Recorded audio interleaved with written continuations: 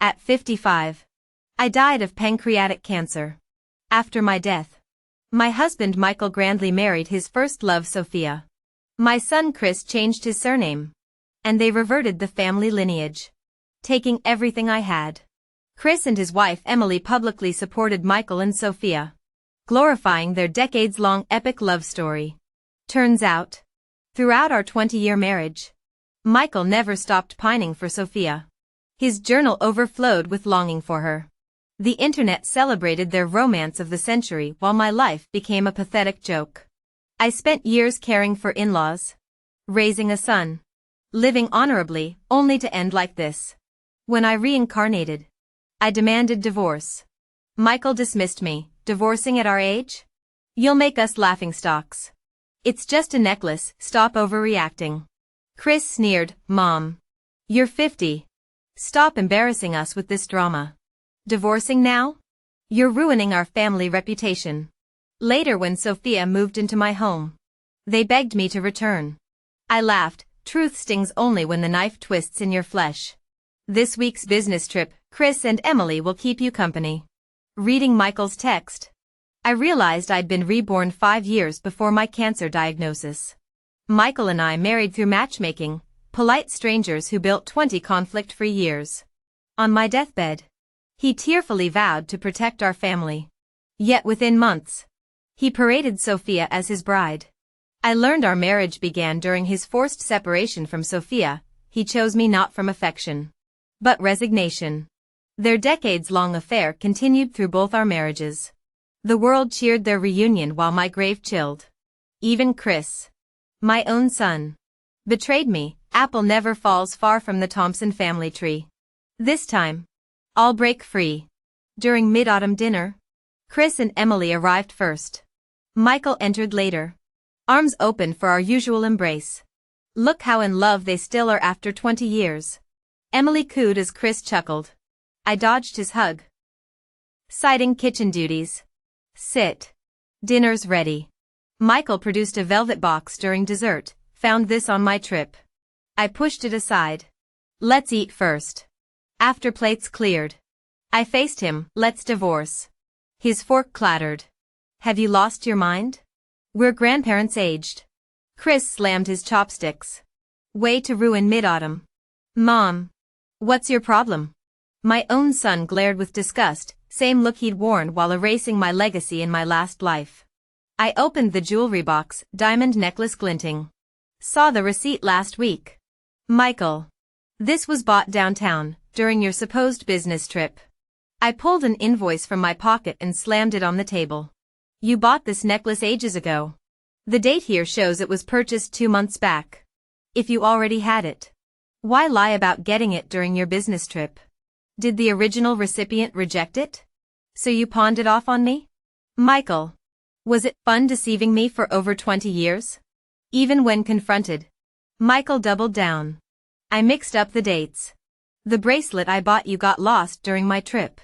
So I used this necklace instead. I shouldn't have lied.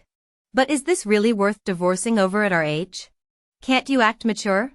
Chris chimed in with his usual nonchalance. Mom. Dad's getting forgetful. People will laugh if you divorce over jewelry. Maybe he bought it early for your birthday? His dismissive tone turned my stomach. My own son didn't remember my January birthday near Lunar New Year. Raising him felt more pointless than nurturing a placenta. Birthday? I scoffed. Since when do either of you track that? Both men fell silent. Michael switched tactics. You'd throw away our marriage for this? I worked tirelessly for this family. When I pushed the divorce papers forward, he snapped. Fine. Sign then. His pen slashed across the document, though he muttered about me throwing a midlife tantrum as I left. Chris sneered during my exit. You'll come crawling back. Without Dad, you're nothing. His wife Emily's attempts to mediate went ignored. My refuge became the aging downtown condo I'd kept secret. While airing out the musty rooms, I scheduled a full medical checkup. Pancreatic inflammation. Not cancer this time. Relief washed over me like spring rain. Jessica found me days later at a cafe. My lifelong friend looked a decade younger without marital baggage. Over bitter espresso. I confessed Michael's emotional affair with Sophia, our college classmate. She cursed him colorfully before suggesting, "Divorce limbo's perfect for traveling. Mediterranean cruise? Why not?"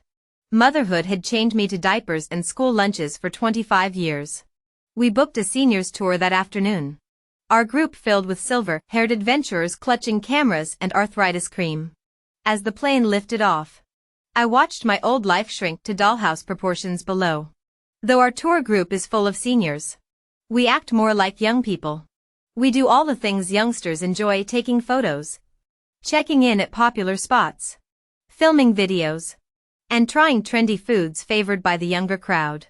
During our nighttime bonfire gathering, as we sat in a circle sharing life stories, I discovered 2 other divorced women in our group besides myself. When they learned about my divorce, they offered understanding and comfort. "Must have been Michael's fault," one sister said.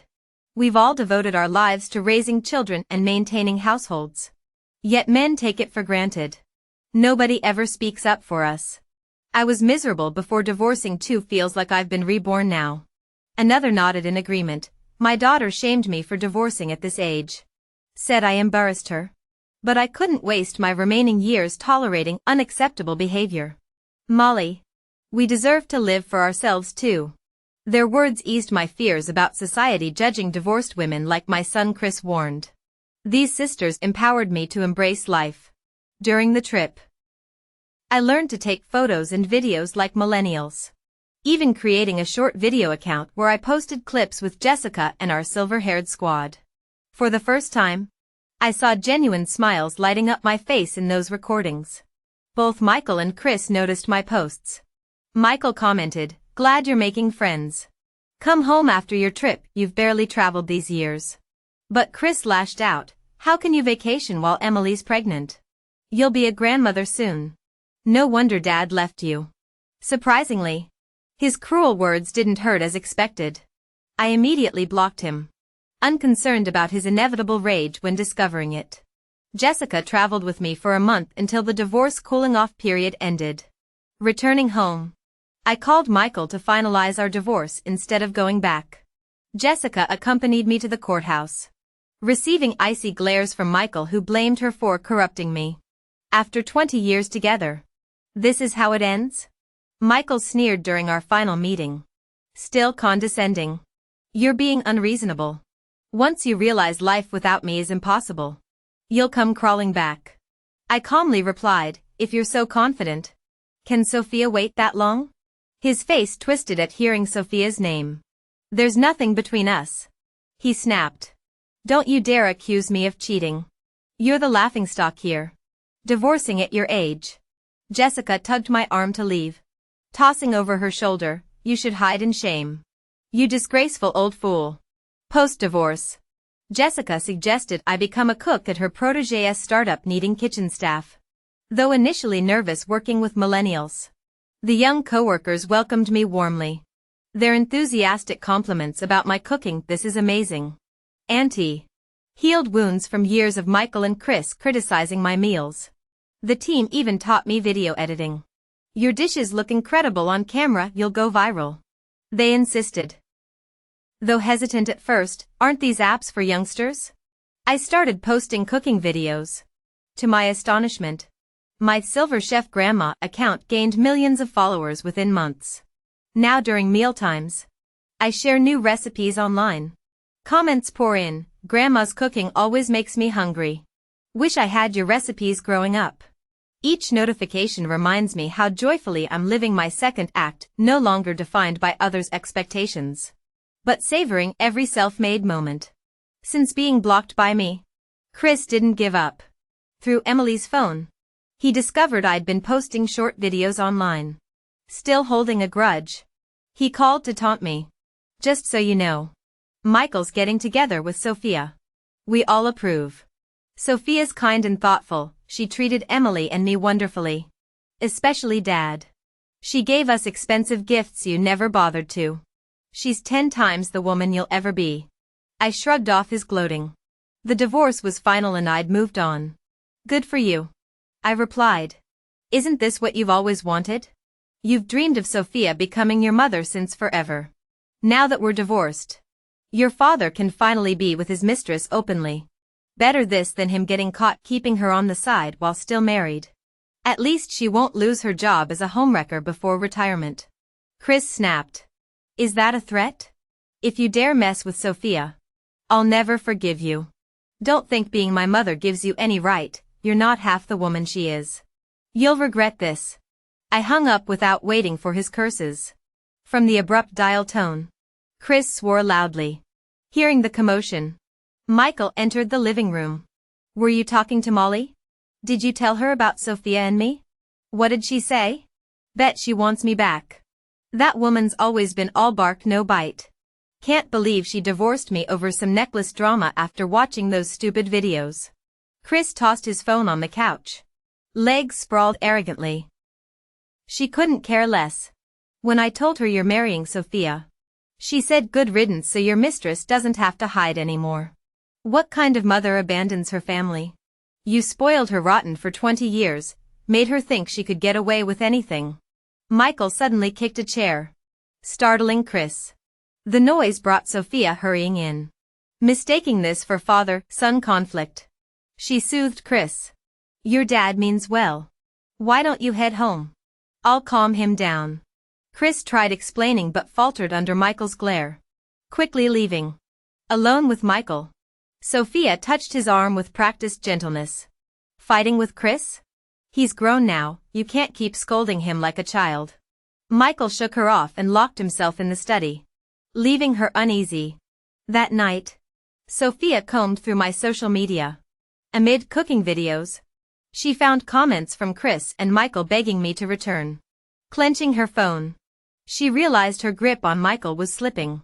After decades manipulating him with nostalgia, she couldn't lose to Molly now. Next morning, my weekend plans with Jessica got interrupted by an unknown caller, Sophia. At the cafe, the 60-year-old, miraculously passing for 40s in her black dress and shades, cut to the chase. You know our history. Michael's mother forced us apart years ago. Fate brought us back together after our marriages failed. You'll bless our union, right? We're not even having a wedding. Though Michael insists on announcing it publicly. Guess he forgot to invite you, shows how little you mattered these past decades. She flashed a massive diamond ring. I told him we're too old for this. But he insisted. Must be hard seeing this after your pathetic paper ring marriage. Waiting for tears. She frowned when I stayed calm. Aren't you angry? I met her gaze. Why would I be? People only flaunt what they lack. If Michael's so devoted, why stalk my socials? Why this pathetic meetup? You thought I'd throw a tantrum after seeing your ring, giving you the chance to tell Michael that I'm jealous of you too. But honestly, your affairs mean nothing to me. If I were you, I'd keep my head down considering people around you don't know about your marital infidelity. I'm sparing your dignity by not spreading this. But cross me again and I'll happily share your dirty laundry with everyone you know. For the first time, Sophia looked genuinely panicked, begging me to keep quiet. I ignored her pleas, tossed $100 bill on the table, and walked out without glancing back. My short video channel kept growing, landing multiple sponsorship deals. Meanwhile, Sophia and Michael's life seemed to be unraveling. When Chris finally called after over a year of radio silence since the divorce, I almost didn't recognize his voice. Last I'd heard, his wife Emily had just given birth. They should have been celebrating. Mom, come to the hospital. Dad's, he's not going to make it. He wants to see you one last time. This confused me. In my previous life, he'd never had any terminal illness. Chris must have sensed my hesitation through the silence. Please Mom. I know we messed up. Just come. Though reluctant, I needed closure. At the hospital, I found Chris sobbing outside the room while Emily tried comforting him. He lunged for a hug but I sidestepped, maintaining distance as we sat down. What's so urgent? Through tears, Chris explained, after Michael married Sophia, he discovered she'd been cheating. Their explosive fight ended with Michael pushing her, then showering her with apologies and money to reconcile. When Emily delivered their baby, Sophia broke every promise about helping with postpartum care, refusing even financial support. That's when Chris realized I'd been his only true advocate. Both men decided I was the better partner after all, with Chris urging Michael to reconcile. When Sophia found out, she stormed in during an argument and pushed Michael down the stairs, breaking several ribs. Now Chris wanted me to fix everything. She's toxic. You're the only one who truly cared. Please get back with Dad. I refused. Your father made his choices as a grown man. You both knew about his decade-long affair. Why should I play happy family now? You're only reaching out because you want unconditional support without accountability. I handed him some cash, the last gesture I'd make. Chris collapsed to his knees, begging me to at least see Michael. In the hospital room, Michael weakly tried sitting up when I entered. I motioned him to stay down, wouldn't want any accidents blamed on me. Your son insisted I come. I'm leaving soon anyway. Despite only having broken ribs, Michael grabbed my hand dramatically. I can't live without you. Let me make things right. I pulled free. We're divorced.